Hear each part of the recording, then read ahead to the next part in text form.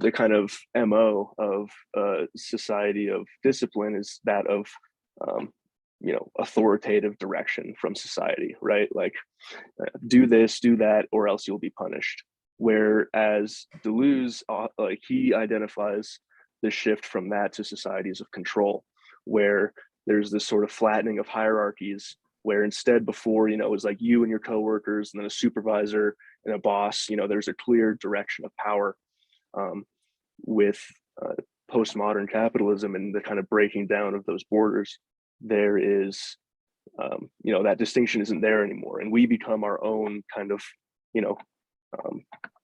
slave drivers in a way. Like, we, our progress is measured by like self-assessments and logs and, cultivating a commodifiable personality and self in like the workforce. Think about LinkedIn, and instead of it being, like, show up to work on time or you're fired, the kind of mindset now is, oh, I need to show up on work on time to prove I'm a valuable worker to my boss, and opportunity arises from there.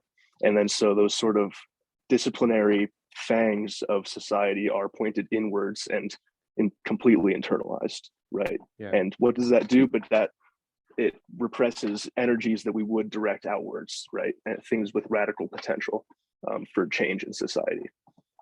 Just that energy gets pointed inward and is destructive. And that's why we're all fucking depressed.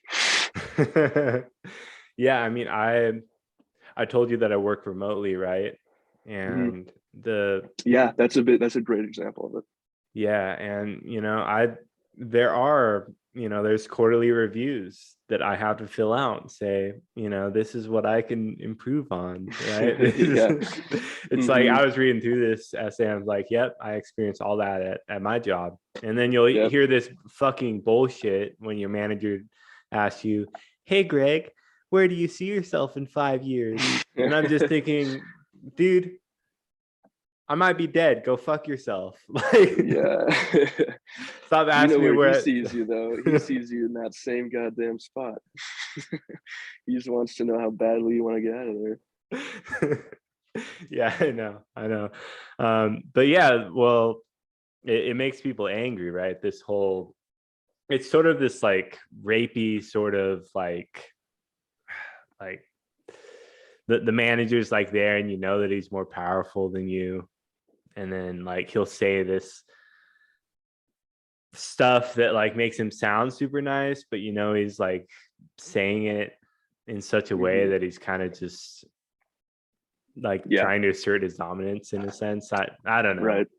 Right. And in absence of that sort of power structure in the workplace or in society, there is still that driving, kind of disciplinary flow within society. It has to reproduce those conditions for it, but instead it's this idea, this hyper individualized and hyper fragmented, from a collective idea of a self, and how we all have to be perfect individually because there is there is only the individual. Margaret Thatcher, like the queen of neoliberalism, said there is no society, i.e. there is only individuals, which is a crazy thing to say because we're social creatures, right? Everything we do depends on the work of collectives on a kind of a larger, movement of people. Yeah, I mean, there would be no podcasts if there was only individuals, right? Yeah, I mean, think about how much labor went into all of the systems that created our phones, the development of them, the technology. That's tens of thousands of people, countless man hours, just like facilitating this interaction, right? And if you look around and think about society in terms of that, and just how much, I think Fisher calls it dead labor, is put into the objects around us. And he makes the analogy of,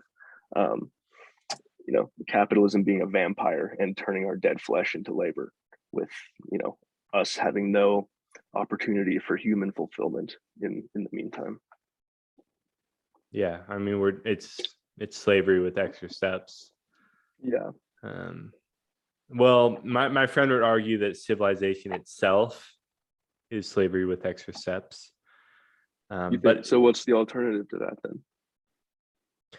well, I guess the only real alternative, I guess, in my opinion, is to go back to being in tribes. You think so? That's an interesting viewpoint, I think. Honestly, I'd like to talk about that one a little bit because I really do understand where that sentiment comes from, you know, like the industrial revolution and its consequences, etc. Um, but think about the potential of human, you know, technology and power, you know, Yeah, brain power. Think about all the innovations that, you know, we can create with the levels of technology we have. The problem isn't the sheer existence of those things or people, it's the direction of them and the purpose of them, right? And everything under capitalism is created for the purpose of the growth of capitalism, the ever constant expansion, right?